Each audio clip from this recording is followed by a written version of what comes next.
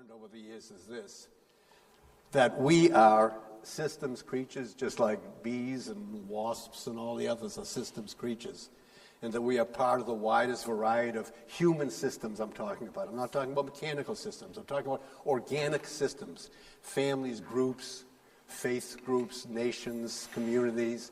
We're members of all of those. And what I have discovered is this, that we tend to be blind to the systems of which we are a part. That there are certain characteristics of systems which influence us in major and minor ways which we don't see. And so long as we are blind to systems, then we are vulnerable to falling into scenarios that are destructive to us personally, to our relationships with one another, and to our effectiveness in organizations.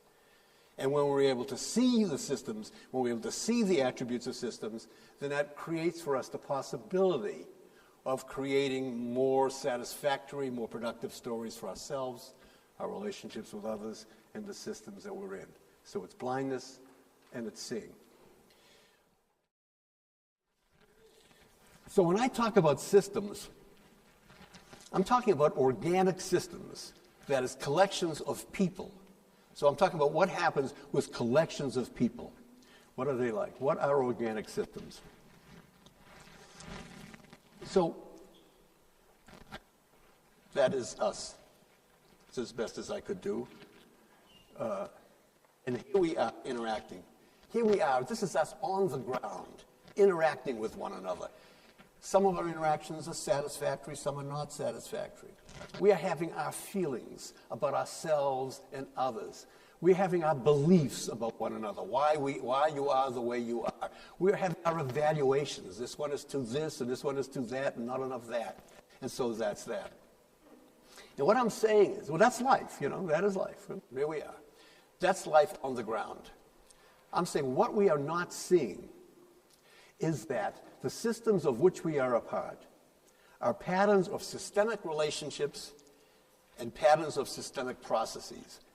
But for the most part, we are not seeing that. All we're seeing is you, me, them, and others.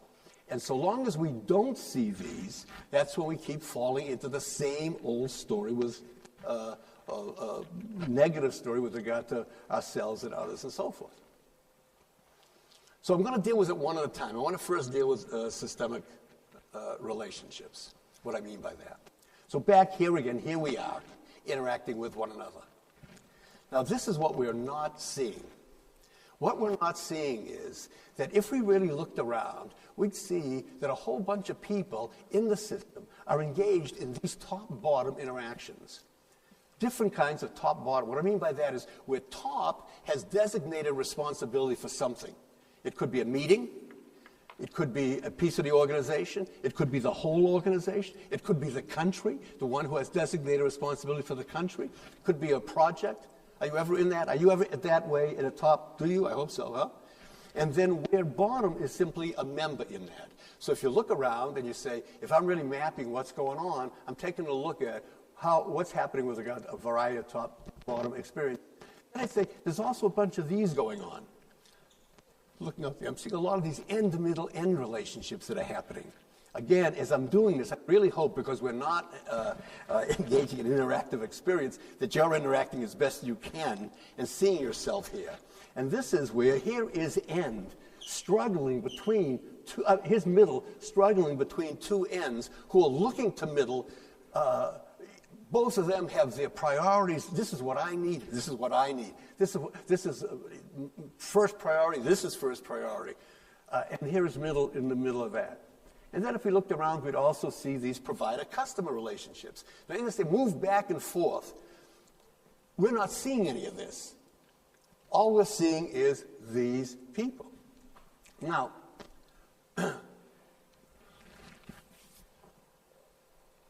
so life in systems, then, is this whole cauldron of shifting relationships, shifting systemic relationships, back and forth, in which we are sometimes top, sometimes bottom, we're sometimes end, we're sometimes middle, we're sometimes provider, we're sometimes customer. Are you there? Do you see that? How many of you see yourself as sometimes a provider? Hands up. Well, you're the providers. How many of you see yourself as a customer? receiving of? How many of you see yourself as a middle? Pulled at. How many of you see yourself as an end where you've got a middle and there's another end on the other end? You know, so there's a lot fewer hands go up. It's a lot easier to see ourselves as middle than it is to see ourselves as end. Okay, so that's the cauldron that's going on. Now, here's what happens with great regularity. When we are blind to those relationships, and it doesn't matter whether we see them or we don't see them, they're there.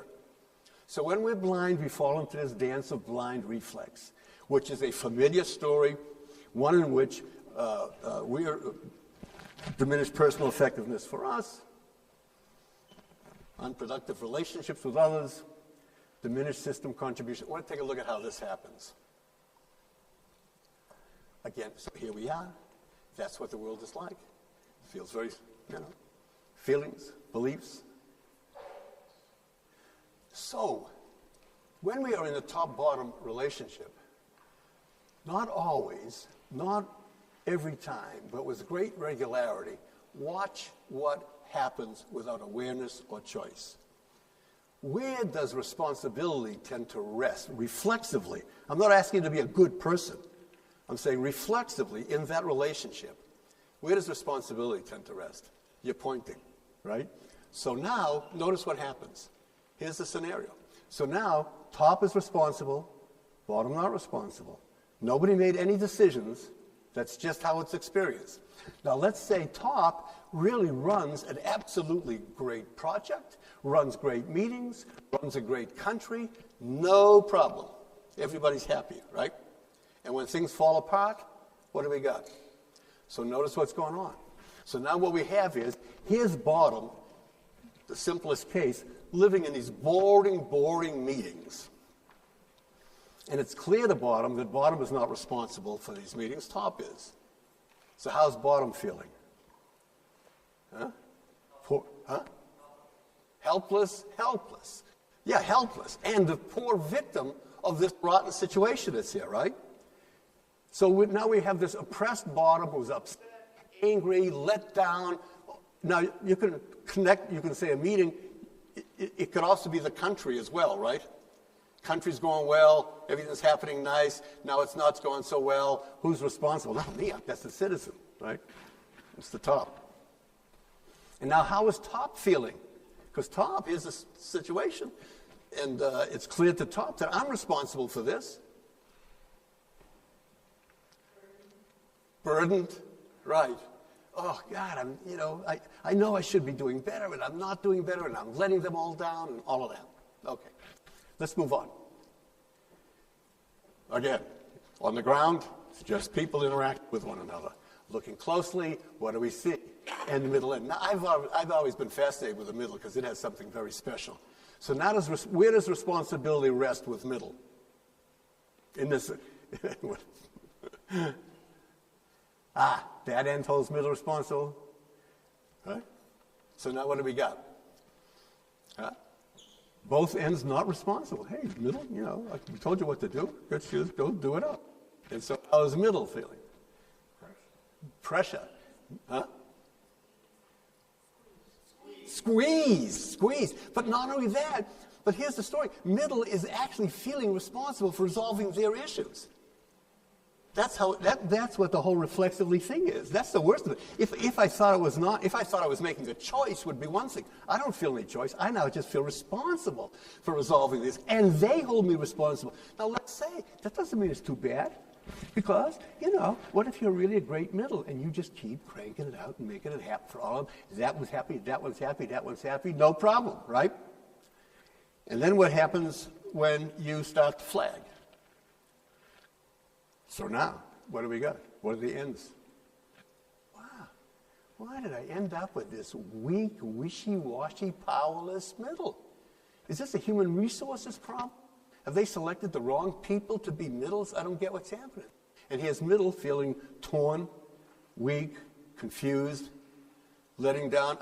When we go into this in enough detail, I see people who regularly see the difference between whether you see this, we'll talk about this, whether you see this as a end-middle-end situation or you see this as something about you. You see, if it's you, if it's something about you, then you're taking this very personally, and you're feeling like, boy, me, I'm just a failure. Well, move on. Interacting, here we are on the ground, just people, blah, blah, blah. And then we see, oh no, but some of us are involved in this customer. Where does responsibility reflexively lie? Provider, right? So now provider is responsible. Customer not responsible. Fine. You're providers. You're all, a lot of you are your consultants. You're out there. You want to keep providing that high quality service. You're doing the best you can. And you're feeling responsible for providing that. Customer feels, yeah, you're right. You're responsible for providing that. No problem. If you keep doing that, no problem. And when it fails, can you really get into the place of understanding what this is like? I can never put the right words around it.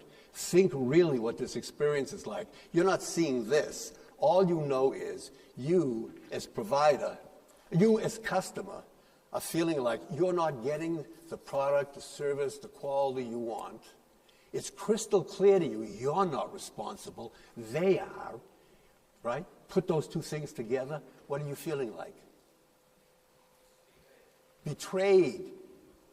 My stronger word is you are feeling like the righteously screwed customer.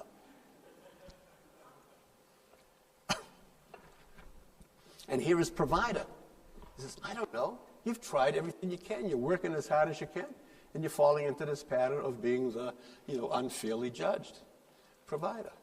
Now, all of this is happening without awareness, without choice. It just feels like, so look at what's happened. This is the familiar story. This is the familiar story of organizational life. Have you ever seen this? Burdened tops, oppressed bottoms, torn middles, disappointed ends, righteously screwed customers, unfairly judged providers. Have you ever seen that pattern? Yes or no? Hands up. Hands up. And do you understand that that pattern happens with great regularity? And nobody has decided to create that. And whenever that happens, everybody feels like, hey, that's just, I don't know, that's the way it is. I didn't do anything. System blindness. You follow me? Now, there's a big thing for us. The difference between how your life changes, how my life changes, not, what do we say? What's the difference between simple and easy? Simple is simply recognizing when you are in a top, bottom, end, middle, end provider-customer relationship. That's what's going on right now. What's your clue?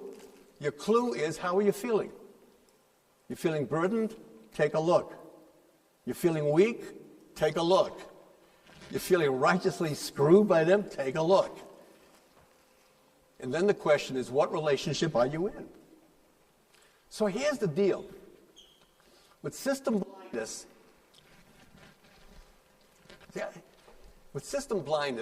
whenever we're into these situations with one another, whatever is going on feels very specific to this situation and to you and to me. It's about you and it's about me. That's it. With system sight, they say, yeah, it's about you and me, but it's not just about you and me. What it's about is we are involved in top, middle, bottom, end, middle, end, provider-customer relationships. It's a world of difference to say, I'm upset with you, you're upset with me, than to pull back and say, well, wait a minute, we're in that kind of relationship. We're in an end, middle, end relationship right now. We're in a provider-customer relationship right now. It puts us into a general category over here. With system blindness, how I feel about you feels like a reflection of reality. If I see you as incompetent, you know why? It's because you are incompetent. That's why. If I'm feeling incompetent, it's because I am incompetent. If I'm burdened, that's how it is. If I'm angry at you, it's because you deserve my anger. There's nothing about that. There's nothing magical. That's how it is. With system sight, we say, no, wait a minute. How we feel about one another is a result of this pattern that we're in. It's a result of what's happened in that top-bottom relationship. It's a result of my holding you responsible and my non-responsible. That's where it's coming from. In system blindness, when we got problems with one another, the idea is change people. Fix you, fire you, rotate you, divorce you, separate you, send you off for therapy, or me, either way. Fix the person. With system sight, we say, hey, change the form. Take a look. We're in a top-bottom relationship.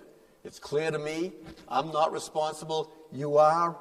How about if we work on that responsibility relationship? How would that shift things? How would that shift? What if I shared responsibility in either place?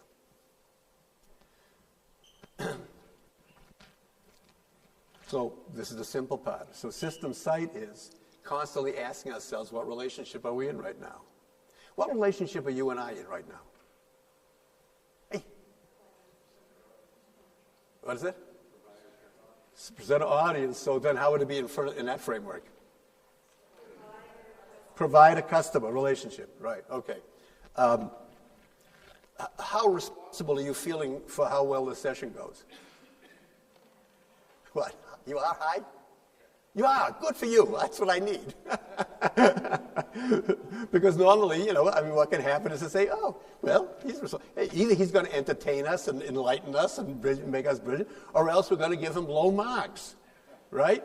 And then I'm going to say, oh, man, I tried as hard as I could. I did the best I could, and they don't like me. And so now I'm the unfairly judged provider, and you are the righteously screwed customer. And so the question would be, how do we shift that? Well, how do I help you take more responsibility for the success of the session, and how do you, on your own, say, how do I work this to make it work more in my life? You see, so those things are going on all the time.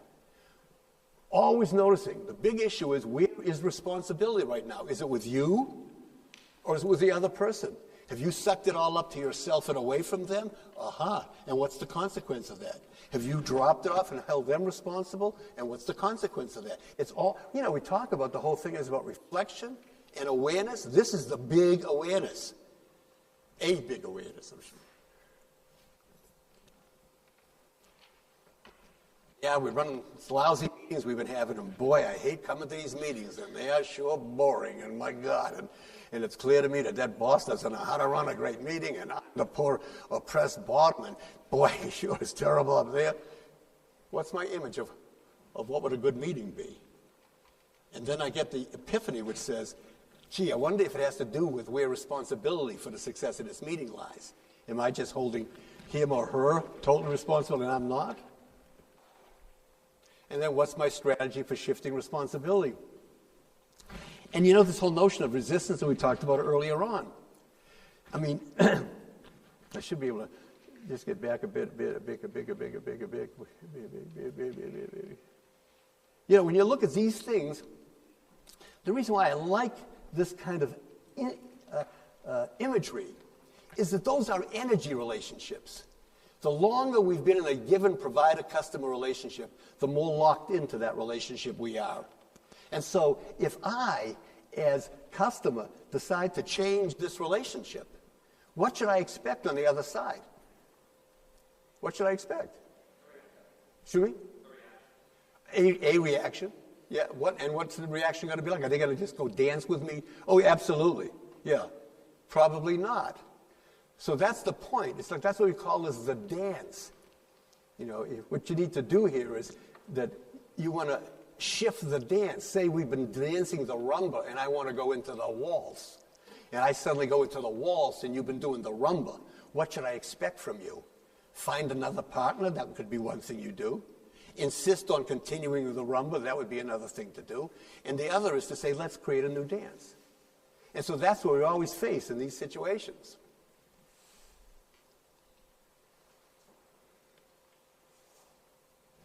That chart's the key chart, right? You get that? That's the difference in how we experience.